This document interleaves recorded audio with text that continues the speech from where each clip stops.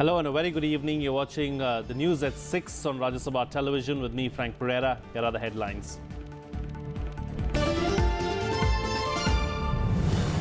India all set for landmark tax reform. President Pranab Mukherjee to launch the goods and services tax regime at midnight in Central Hall of Parliament in the presence of Vice President Mohammad Ansari and Prime Minister Narendra Modi.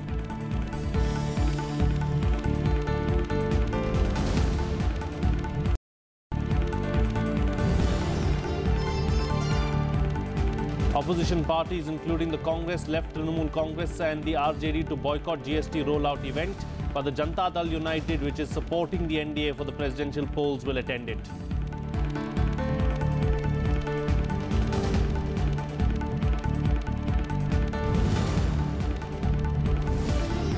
New Delhi tells Beijing to preserve status quo at Dokala near Sikkim.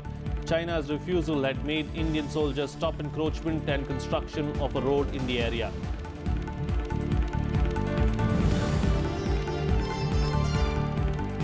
An end of the long battle for Mosul in sight just days after freeing the great mosque of Al-Nuri in Mosul. Iraqi security forces press ahead to round up Islamic State fighters bottled up in neighborhoods of the old city.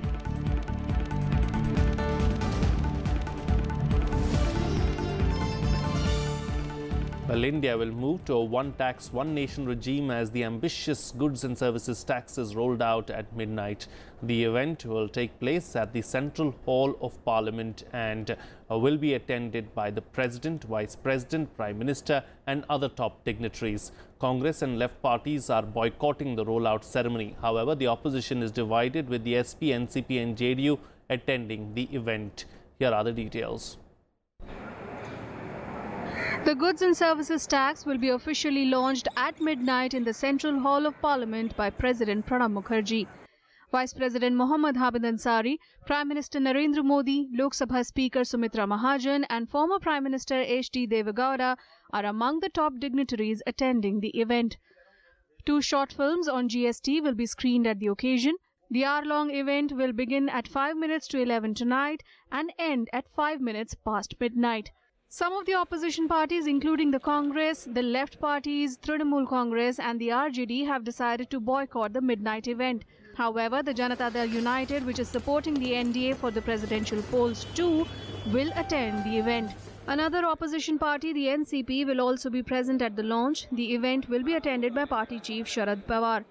The BJP, though, has urged the Congress and the left parties to reconsider their decision and not play spoilsport. It's really unfortunate because they are distancing themselves from the process of reformation in the country. I hope that they will realize by evening and rethink and then join us in the Central Hall. सरकार का आग्रह करना, हमने तो सरकार के आग्रह को स्वीकार किया था संविधान संशोधन के पक्ष में मत डालकर। संसद ने तो अपना काम खत्म कर दिया, अब क्यों बुला रहे हैं? हमने तो संविधान संशोधन पास किया 3 अगस्त 2016 को और उसके बाद जीएसटी के 3 कानून हमने पारित कर दिए। अब उत्सव हो और परंपराएं तोड़ी जाए, उसके हम भागीदार नहीं हो सकते, उसमें हमारी कोई हिस्सेदारी नहीं होगी।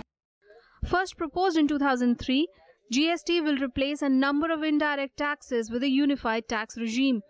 The government promises that the transition to a single nationwide tax will streamline business and boost economy by tearing down barriers between 31 states and union territories. It is also estimated that it will add 0.4% to 2% to GDP growth. Bureau Report, Rajya Sabha TV.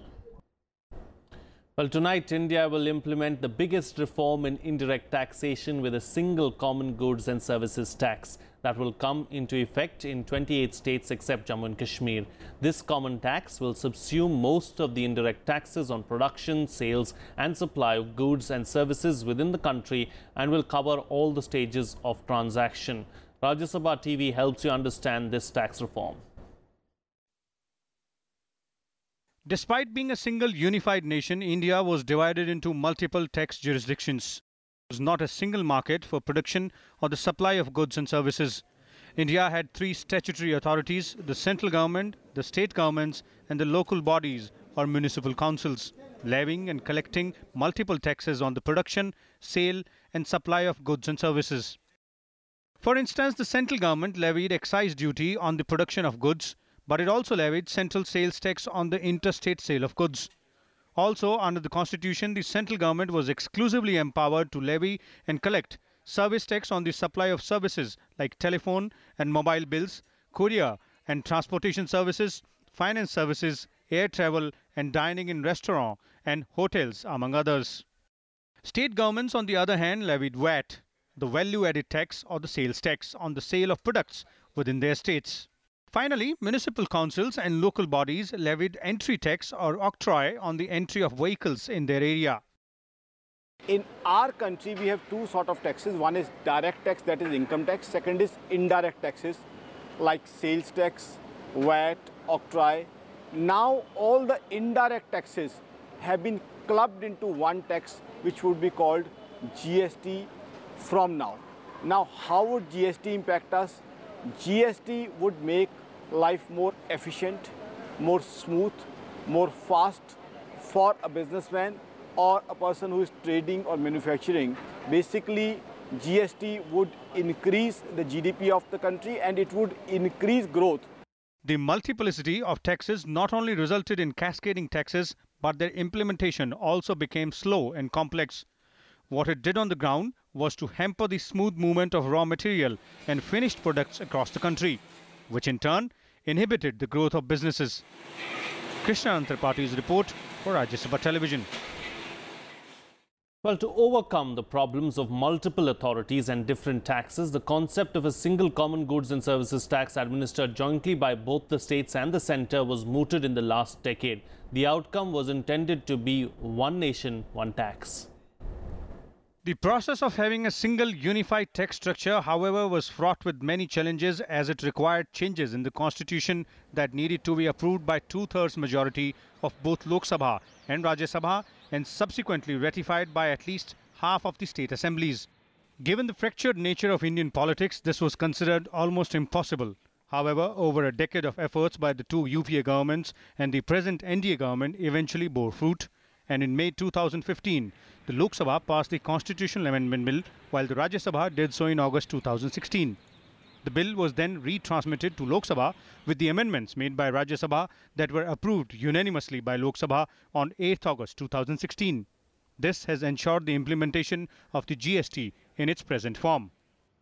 ये अगर successfully roll out हो जाता है तो मेरी समझ से ये अपने आप में एक बहुत बड़ा आर्थिक सुधार होगा और इकोनॉमी के लिए बहुत ज़्यादा फ़ायदेमंद होगा और शॉर्ट टर्म में थोड़ी बहुत दिक्कतें ज़रूर आएंगी पर मीडियम टू लॉन्ग टर्म में ना ये सिर्फ बिज़नेस के लिए बेनिफिशियल है परंतु कीमतों के हिसाब से भी जो है कंज्यूमर्स के लिए बेनिफिशियल होगा और टैक्स बेस के हिसाब से लिए सरकार के लिए बहुत बेनिफिशियल होगा. GST will subsume most of the central and state taxes on production and supply of goods and services, including central excise duty, central sales tax, service tax, state sales tax or VAT, commercial tax, advertising tax, entertainment tax, purchase tax, luxury tax, and also entry tax levied by municipalities.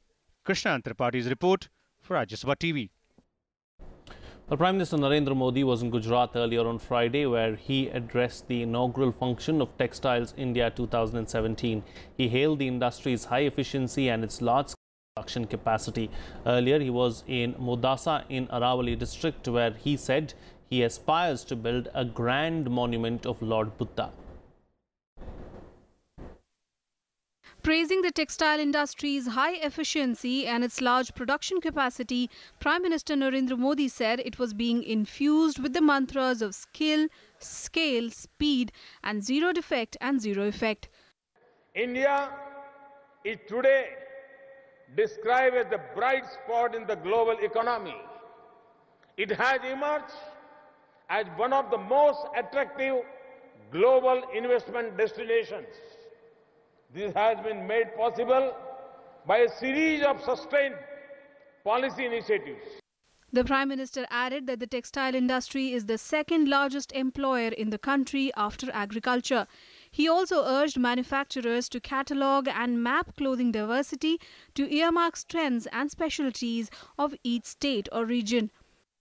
I hope this event will help familiarize global and Indian leaders with India's enabling policy environment, strengths and vast opportunities associated with the sector.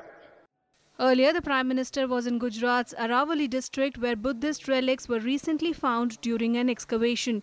He said that he aspires to build a grand monument of Lord Buddha there. He also said the excavations have established that Lord Buddha was also revered in the western belt of India. Bureau Report, Rajya Sabha TV. Well, India on Friday told China that it needs to establish the pre-June 16, 2017 status quo at the Dokala near Sikkim. Beijing, however, continues to insist that the standoff in the sector can only be resolved if New Delhi recalled its troops to their original positions. China has been trying to change this status quo, which resulted in Indian soldiers, in coordination with the Bhutan government, stopping its road building project in Dokala. India is in continuous talks with China, both in Delhi and Beijing, to establish status quo that existed before the 16th June 2017. India has referred to a flag meeting between Indian and Chinese forces on the 20th of June on the issue. Calling the present activities of China near the border a cause of concern, New Delhi said China can't change the situation at the tri-junction between India, China and Bhutan unilaterally. China had, however, said that no meaningful dialogue will be possible till India withdraws its troops from the disputed positions. In retaliation, it also refused to allow Indian pilgrims to go through Nathula to Kailash Mansarovar. Well, here's a roundup of some of the other news from across the country and nationwide. An Assam Rifles Jawan was martyred while another was injured in a bomb blast triggered by the militants in Ukhrul district of Manipur. The IED was planted at the 27 Assam Rifles security checkpost at Ramwa under the Shangshak police station. Security forces cordoned off the area.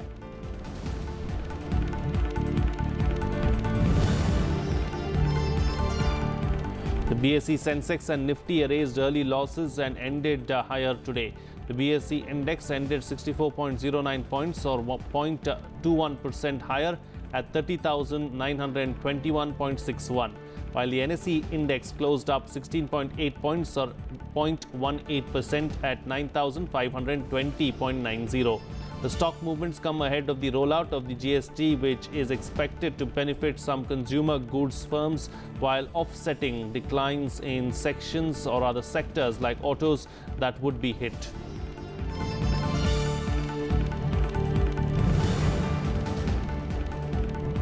The annual Yatra to the holy shrine of Amarnath resumed from Pahalgam and Baltal routes after the weather improved. Heavy rainfall around 3,880 meters rendered the track slippery at some places, leading to suspension of the Yatra. The Jammu-Srinagar National Highway was also blocked due to landslides.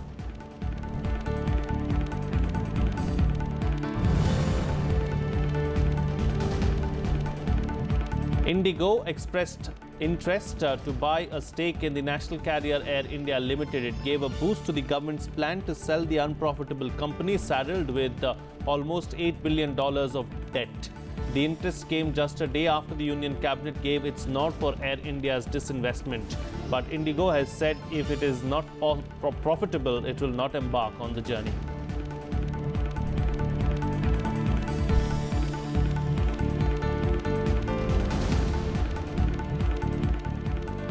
It's time for a short break now, but news and updates will continue on the other side. Stay tuned, we'll be right back.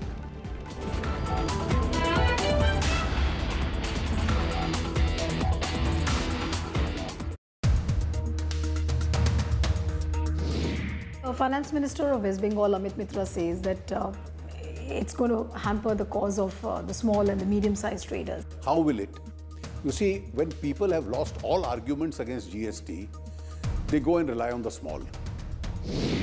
When you say that it's going to be one nation, one tax, like the corporates are saying that it's different slabs and different items have to be fitted under the categories. I think this whole idea of one slab is suggested by those who don't understand the system. Should Hawaii Chappal and Mercedes car be taxed at the same rate? We could have rolled out GST in September. At least more trials could have happened. I didn't. This is not my decision. This is the decision of the GST Council. Whether you do it on 1st of July or the 1st of September, the hiccups will be the same. Watch the big GST interview with Union Finance Minister Arun Jaitley only on Rajya Sabha television.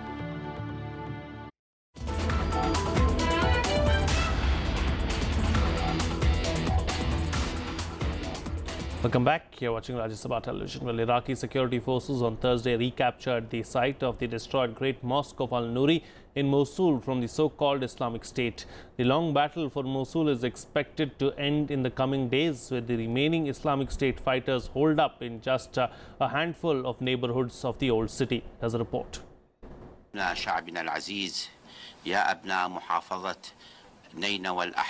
The Iraqi Prime Minister declaring the end of the self-styled caliphate of terror group, the Islamic State. After Thursday's capture of the historic Al-Nuri Mosque in Mosul, he declared that Iraqi troops will press forward to free more areas. لقد دقت ساعة الانتصار وابتدأت عمليات تحرير الموصل. أعلن اليوم ابتداء هذه العمليات البطلة لتحريركم من بطش وإرهاب داعش. Attacks on the Islamic State's former stronghold in Mosul's old city continued on Friday. The remaining terrorists are now bottled up in just a handful of neighborhoods of the old city. كلفنا بواجب باقتحام المنطقة اللي بها جامع نور ومدينة الحدباء، وبالساعات الصباح الأولى تم اقتحام الجامع من عند منطقة الجامع من عدة محاور. حاليا المنطقة مؤمنة بالكامل، جاري عملية التطهير والتفتيش، وإن شاء الله بالساعات القريبة. With the battle for Mosul in its final stage, Iraq opened safe corridors for people still trapped under the Islamic State occupation. A field hospital was also set up to treat civilians who escaped from its control. المدينة القديمة يتواجد بها عدد اللي نتوقع أكثر من 50,000 مواطن موجود مع المحجوزة من قبل العناصر الإرهابية. About 9 lakh people fled the battle, mostly taking refuge in camps or with relatives and friends.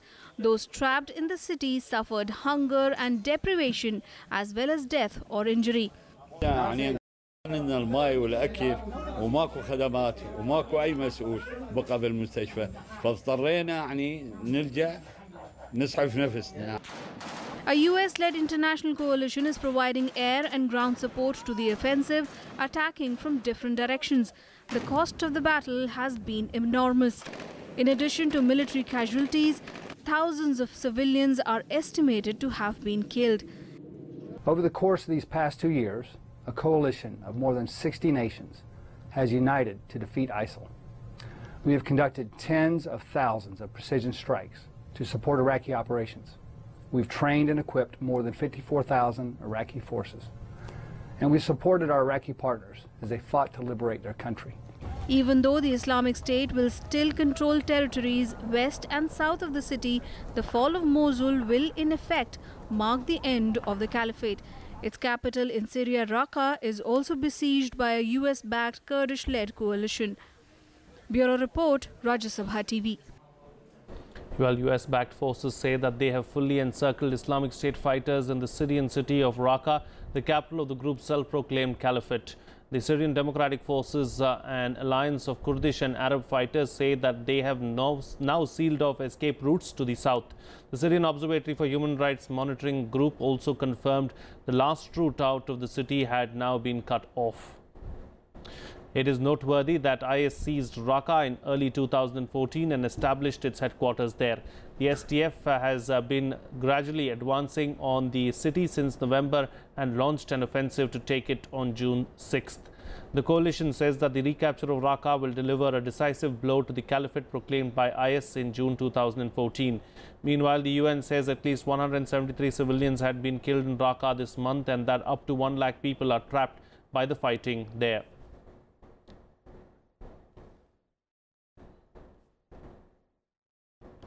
Well, after months of bitter legal squabbling, the Trump administration's modified travel ban took effect. The new guidelines are designed to avert the chaos of the original rollout, but the rules are likely to spawn a new round of court fights. Under the ban, citizens of the 6 targeted countries will be denied visa unless they can prove a close family relationship or a connection with a school or business in the US.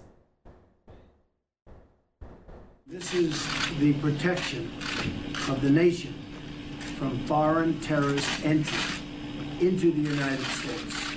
We all know what that means. Protection of the nation from foreign terrorist entry into the United States. That's big stuff.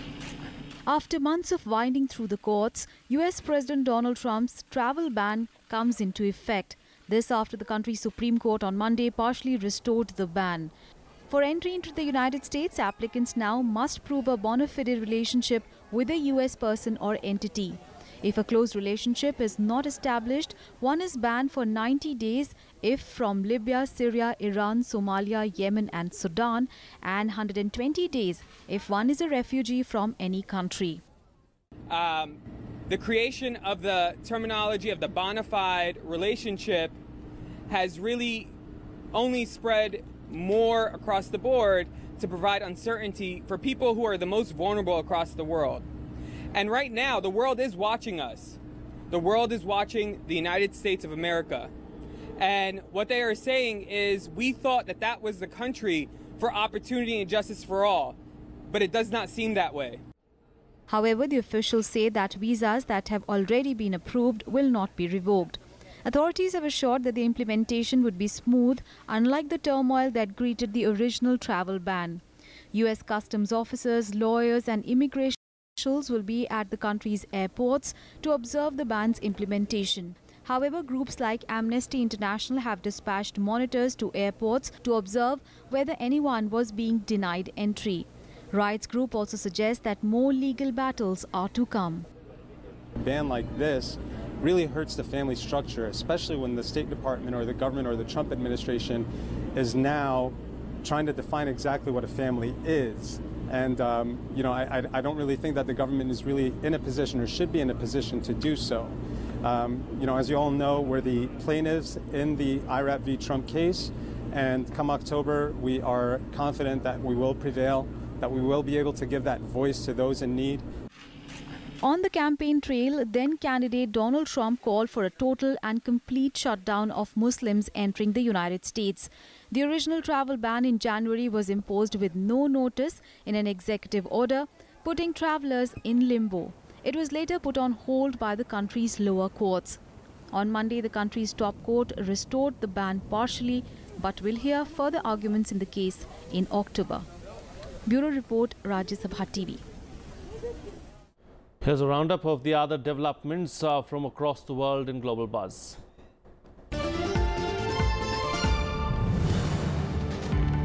Well, the German parliament has voted to legalize gay marriage. Chancellor Angela Merkel did an about-face that freed members of the Conservative Party to vote as per their conscience rather than follow party lines. 393 lawmakers voted to approve the amendment, while 226 voted against. On becoming a law, Germany will be among 20 countries where same-sex marriages are legal.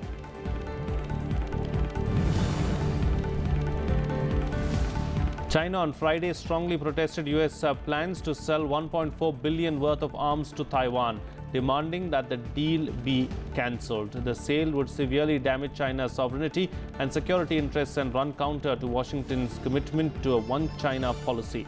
China has asked the US to immediately stop the sale to avoid harming relations with Beijing. This was the first US deal with Taiwan since President Donald Trump took charge.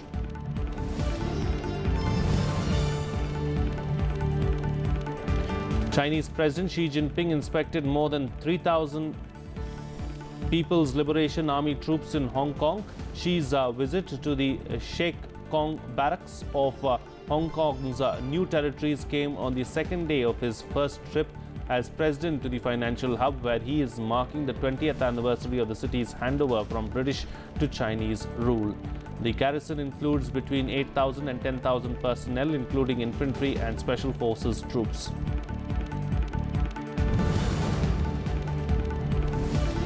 Former executives of the Tokyo Electric Power Company on Friday pleaded not guilty to charges of professional negligence resulting in injury and death in their first trial over the 2011 Fukushima nuclear plant disaster.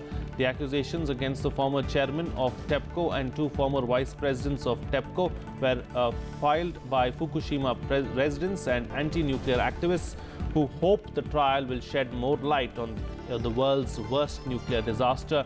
A ruling is not expected until at least next year.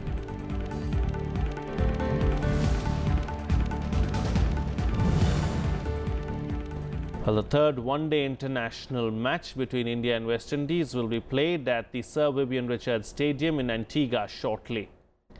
Ahead of the match, both teams have worked hard to get into best shape. India leads the 5-match series 1-0 after winning the second ODI in Port of Spain by 105 runs. The ODI series is an important one for West Indies as they aim for direct qualification for the ICC World Cup 2019 in England.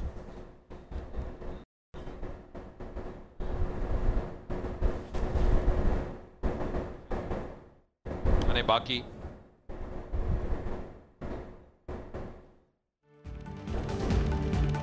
Well, that's it on this newscast. Have a good evening.